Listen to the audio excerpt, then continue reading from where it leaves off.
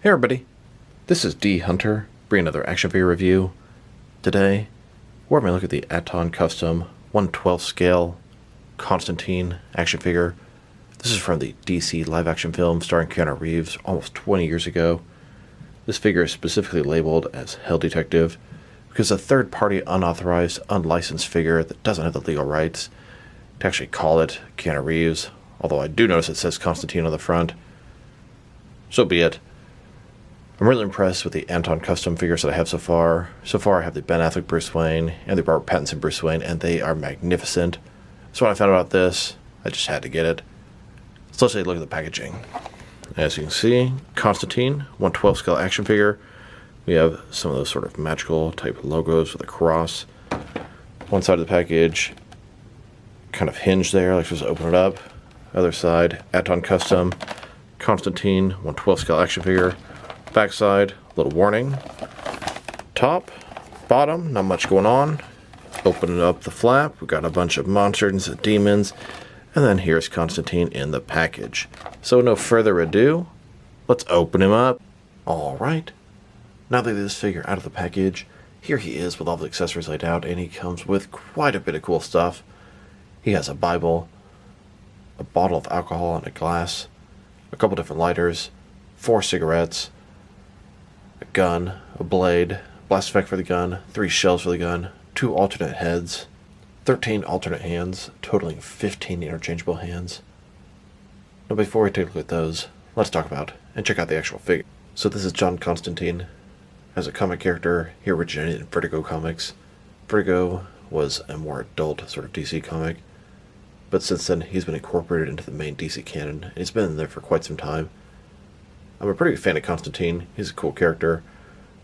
Now, this is based off the live-action film from 2005. He's played by Keanu Reeves.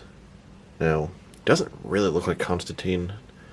I swear if you dyed his hair blonde, gave him a brown jacket, he would look way more like Constantine. Either way, I'm a fan of the movie. It's pretty cool. And, like Keanu Reeves, like action figures, so it all makes perfect sense. So let's take a look at him. Starting off with his face here, you know what? Likeness, not bad. It's the Keanu Reeves, clean shaven, short hair, a lot different than he looks nowadays. Kind of like he looked in The Matrix. Tie, a little bit loose. Looks, I don't know, a little bit funky around there. Doesn't look quite right, something about it. Beyond that, jacket looks fantastic. Shirt inside looks good. Inside the jacket, the color scheme, very odd. Now the figure is not finished.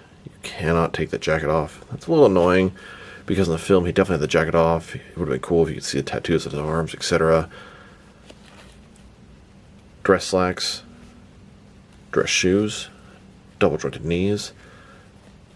Overall, a good looking figure. Really happy to add this unique live action DC character to the collection, and happy to add another Constantine to the mix. In addition to that, I am a sucker for suited bodies and a fan of Keanu Reeves. And a closer look at his face and head sculpt. Definitely looks like a younger Keanu Reeves. I like that era, and I like the fact that his tie is loose. At first I was like, oh, that's so loose, it looks bad. Then it's like, duh, that's how Constantine is supposed to look. That's how he looked in the film and in the comics. I did want to make the comment, this guy is a hair magnet. Fuzz and all kind of stuff will attract to this guy. And we have animals here, so just be careful. Keep them on the shelf. Don't let them fall on the floor. And here's the figure broken down as far as he can go, with all of his removable parts detached. Now let's check out his accessories, and let's start off with his hands. So here are his hands. He has a total of 15 interchangeable hands, 5 left hands, and 10 right hands. Pretty interesting ratio. Here he is with his first pair of hands. These are some normal, relaxed hands. They would look good at his sides. Then, with his second pair of hands, these are his fists. And here's his next pair of hands. This is a pair of large gripping hands, probably to hold his bottle. Then, his next pair of hands, a pair of smaller gripping hands. And here's his next right and left hand, not a pair of hands. His right hand, it's a gripping hand, looks like he could be sort of pinching something or holding something up. And his other hand here, as you can see, other hand here, sort of semi-open, perhaps he's in the middle sort of casting or doing something like that. Maybe talking to somebody even. And he has a bunch more right hands, no more left hands. His next right hand here, this is a gripping hand with a trigger finger, probably for his large gun or crossbow thing. Next right hand, completely open and flat hand. And his next right hand here, this hand is awesome. He's giving someone the middle finger, giving them the bird. I sure hope this hand is interchangeable with a bunch of other action figures that I have. Oh, hell yes. This is going to be useful in the long run. This works on a Notice Studios, Ben Affleck, Bruce Wayne. This is going to be fun. And it does also work with the Robert Pattinson Bruce Wayne by Aton Customs. And he still has two more right hands. They both have brass knuckles on. This is a fisted hand with brass knuckles. And here's his final hand. It's a right hand with the brass knuckles in just a standard regular position. Now let's look at his heads. He has two of them. One a standard head, and one with the eyes closed. His hair looks wet. I think it's from the part in the electric chair when he quote-unquote died. Here's Constantine with his first head, his normal head, and here's his alternate head with the eyes shut. His heads are honestly a pain in the ass to swap. Now for his cigarettes and lighters. That's one thing about John Constantine. He's always smoking, and I believe in the movie he had cancer or said he was dying or something like that. He has 4 cigarettes, 2 regular cigarettes, and 2 with a little smoke trail. Then he has his lighter, both shut and open. The lighter itself, it's got a nice amount of sculpted detail on it. And of course, the open one looking pretty good with the flame. Here's Constantine holding and lighting his cigarette. Now we have the Bible. You know, this might be the first Bible I have for my action figure collection. Maybe not. It's a book, the front, Holy Bible. You can actually open it up and it's got all kind of words printed on there. Here's Constantine holding and looking at his Bible. Now to look at his alcohol and glass. Now we have this bottle of alcohol, and it says beer on it, but it's obviously not a beer bottle. It's a much larger bottle. I think it's supposed to be a bottle of whiskey in the film. It's like they just wrote beer on it to avoid copyright, but you can put whiskey on it and do the exact same thing as long as you don't put a brand. Kind of fail here because of that. Then of course, we have a glass for him to pour it into. Here's Constantine holding both the bottle and the glass. The larger gripping hands work perfect for this. The next item is called the Spear of Destiny. The Spear of Destiny was lost during World War II and then resurfaced for the events of this film. It's an old spear, blade, sort of wrapped up. The Spear of Destiny is also called the Holy Lance, and it's the name given to the spear used to stab Jesus as he was up on the cross. Here's Constantine holding that spear, not for his large gun or crossbow thing. Now, it's been a long time since I've seen the movie. I plan to watch it hopefully tonight. But I remember the crossbow. It's not shooting typical arrows, but shooting sort of holy water bullets. Here's the actual crossbow. Looks good. It's got a cross on the top. You can see a little plug there where you'll plug the energy effect in there. Very impressive amount of sculpting detail all over this thing. It's gold. You see the trigger down here. It's got an actual drum that rotates and functions. That is really cool. It's a really, really nice looking piece. It has 3 little shells for every time it's going to fire. And then it has what I believe is sort of a holy water effect. And it does plug into the front here.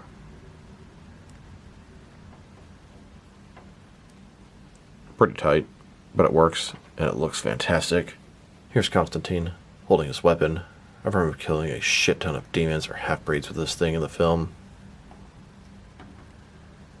He can hold it with either one hand or with 2. Here he is, firing the gun with the effect attached. Now that I've taken a pretty good look at both the figure and his accessories, now let's check out his height. From bottom to the top of his head, he's standing at about 6.6 inches tall, which can translate to about 16.5 centimeters. And now for his articulation. Starting with his head here. Of course, it can rotate from side to side. You can look up about that far, down about that far. You can tilt his head from one side to the other. It does have articulation at the top of the neck and at the bottom of the neck. Now, it would be nice if his jacket would come off, but it is what it is. Shoulders on a ball joint goes out more than 90 degrees, up, down, around. Now, as far as going up and down, the sleeve does really hinder the articulation. It's about the highest you're going to get the arm. Feels like there's a butterfly joint there too, forward and back. He's got bicep cut under there. Double jointed elbows, they go all the way in. His wrists on sort of a ball joint type peg, rotate, and I guess it's hinged. His torso here, it's got a ball joint in his torso area, rotate around, forward and back. Not a big range of motion there, and he's got another one at his waist. Feels like it's got a little more give to it, forward and back. Between the two, good range of motion, but I really don't want to untuck his shirt. It's going to be a pain to fix that. Legs, they only go out about this far because of the pants. Well, they go a little further. Hesitant to push them.